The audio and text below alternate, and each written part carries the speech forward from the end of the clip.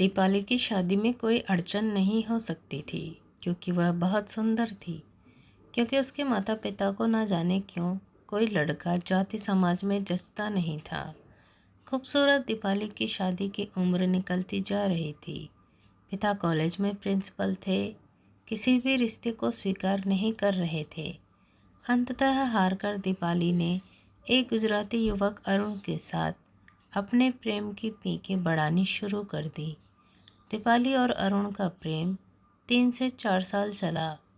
मृत्युशैया पर पड़े प्रिंसिपल साहब ने मजबूरन अपनी सुंदर बेटी को प्रेम विवाह की इजाज़त दे दी। दीपाली के विवाह बाद उसके पिता की मौत हो गई। उधर अरुण एक सच्चे प्रेमी की तरह दीपाली को पत्नी का सम्मान देते हुए अपने परिवार में अपने माँ के पास ले गया। घर का व्यवसाय था, आर्थिक स्थिति मजबूत थी। अरुण दीपाली को जी जान से चाहता था, किंतु दीपाली को अरुण की माँ कांतिबेन का स्वभाव नहीं सुहाता था।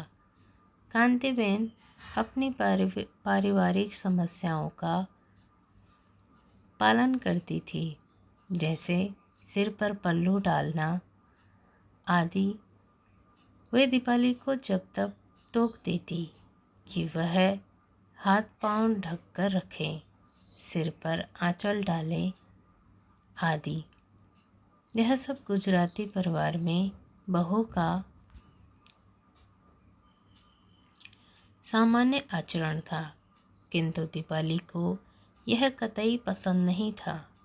इसी वजह से एक अंतर्जातीय विवाह में दरार पड़ने लगी। शुरू में अरुण ने दीपाली को समझा बुझाकर शांत रखने की मनोहार की, किंतु अरुण की मान मनोबल तब बेकार हो गई जब दीपाली इस टोका टोकी से बेहद चिढ़ गई और अरुण के बहुत समझाने पर भी मायके चली गई।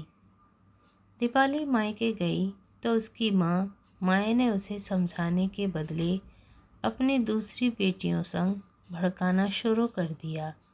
दीपाली की बहन राजश्री ने तो आग में घी डालने का काम कर दिया। वैसे भी राजश्री की आदत सबके घर मीन मेख निकालकर कलह कराने की थी। दीपाली के विवाह को भी उसने नहीं छोड़ा। सभी बहनों को वह सास के प्रति कठोरता बरतने की शिक्षा देने लगी। माँ और बहन के बहकावे में आकर दीपाली ने अपने पति अरुण के प्यार से मुख मोड़ लिया। बेचारा अरुण कितनी बार आता, रूठी पत्नी को मनाता, पर न तो दीपाली टस से मस हुई, न उसकी माँ माया मायके में भाभी सारा काम कर लेती। दीपाली माँ के साथ घूमती फिरती रहती, रात को खा पी कर सो जाती। घरेलू कामकाज न होने तथा खाने और बेफिक्री से सोने से दीपाली का शरीर काफ़ी भर गया। अब वह सुकोमल की जगह मोटी सी बन गई।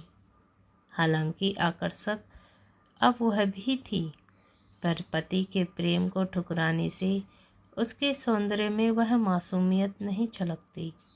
दीपाली अपने मायके में खाने सोने में दिन गुजारने में व्यस्त थी, तो दूसरी तरफ अरुण अपनी पत्नी के लिए हमेशा उदास रहता। कांतिबेन भी चाहती थी कि उनकी बहू घर लौट आए तो बेटी का परिवार आगे बढ़े और वे भी बच्चों को खिलाए, मगर फिर दीपाली अपनी ससुराल नहीं गई। अरुण उससे पहले मिलने आता रहता, पर बाद में फ़ोन तक की शादी सिमट गई। अकेले रहते हुए भी अरुण के ना कहीं चक्कर चलाया और न ही दीपाली ने उसे तलाक दिया। वह अरुण की ज़िंदगी को अधर में लटकाए रही। अरुण मनाते मनाते थक गया। दिल में दीपाली के लिए सच्ची चाहत थी। जिंदगी ऐसे ही खाली व अकेली कटने लगी। वह नहीं सोच सका कि दीपाली से अलग भी दुनिया हो सकती है। पत्नी से दूर रहकर वह खोया खोया सा रहता था। एक दिन न जाने बाइक चलाते किन ख्यालों में गुम था कि एक ट्रक से टकरा गया। माथे पर गहरी चोट लगी। कांतिबेन व उसके पति ने दीपाली को खबर भेजी, मगर न दीपाली ने और न ही उसकी माँ ने अस्पताल जाकर अरुण को देखना उचित समझा। उल्टे इस नाजुक मौके पर दीपाली की माँ ने अरुण के पिता से सौदेबाजी शुरू कर दी। अरुण अस्पताल में इलाज करा रहा था।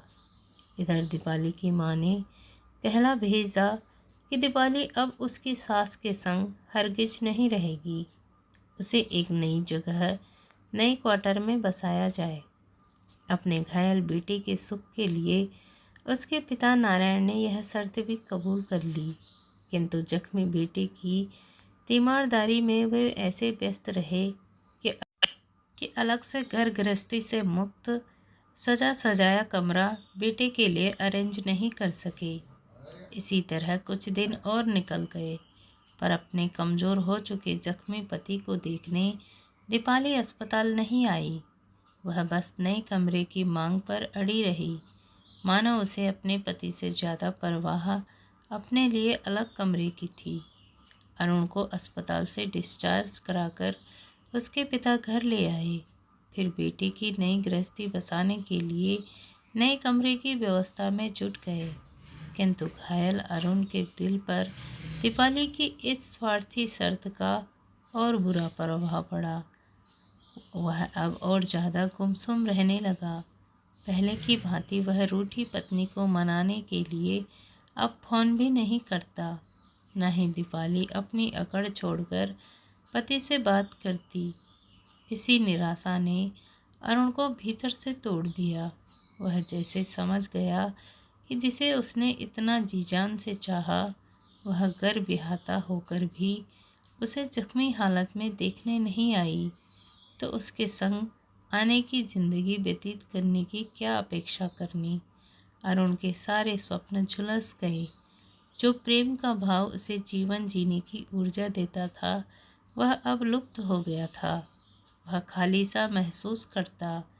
इसी हालत में एक रात अरुण उठा। सिर पर अभी भी पट्टी बंधी थी। माँ दूसरे कमरे में सोई थी। पत्नी से फ़ोन पर बात होती नहीं थी। दीपाली ने अब उसे प्रेम की आशा नहीं थी। उसने देख लिया था कि जिसे वह अभी तक चाह रहा था, वह तो पत्थर की एक मूर्त भर थी। बेख्याली में, बेचैनी में अरुण उठा और जीने की तरफ बढ़ा, और फिर चंद सेकंडों में सीढ़ियों पर लुढ़कता चला गया। सीढ़ियों के नीचे पहुंचने तक उसके प्राण पखेरु उड़ चुके थे। जिस जख्मी पति को दीपाली देखने नहीं आई थी, वही पति की मौत पर उसके माँ बाप से पति का हिस्सा मांगने अपनी माँ, बहन, भाई व जीजा को लेकर आ गई। जिसने भी दीपाली को देखा, वह समझ गया कि इस मतलब पस्त लड़की ने एक विजातीय लड़की को झूठे प्रेम जाल में फंसाकर उसका जीवन बर्बाद कर दिया, उसे मरने को मजबूर कर दिया। वहीं अब सास ससुर से अपने पति का हिस्सा मांग रही है, तो क्या यह सही है? प्यार क्या यह विवाह का हश्र है? अक्सर आज की तारीख में पति पत्नी का रिश्ता बहुत कमज़ोर पड़ गया है। आजकल पति पत्नी का रिश्ता सिर्फ पैसा दौलत बनकर ही रह गया है। दीपाली ने भी कुछ ऐसा ही किया, जैसा आज के समय में लोग कर रहे हैं। इंसानियत से भरोसा टूटने लगा है। दोस्तों, इस कहानी के लिए अपनी राय ज़रूर दें। कमेंट करके लिखें, क्या दीपाली ने सही किया? क्या उसे ऐसे हालात में ऐसा करना चाहिए था? कहानी अच्छी लगी तो कहानी को लाइक शेयर करना ना भूलें और चैनल को सब्सक्राइब करना ना भूलें। मिलते हैं ऐसे ही अगली कहानी के साथ। तब तक के लिए धन्यवाद। Thanks for watching.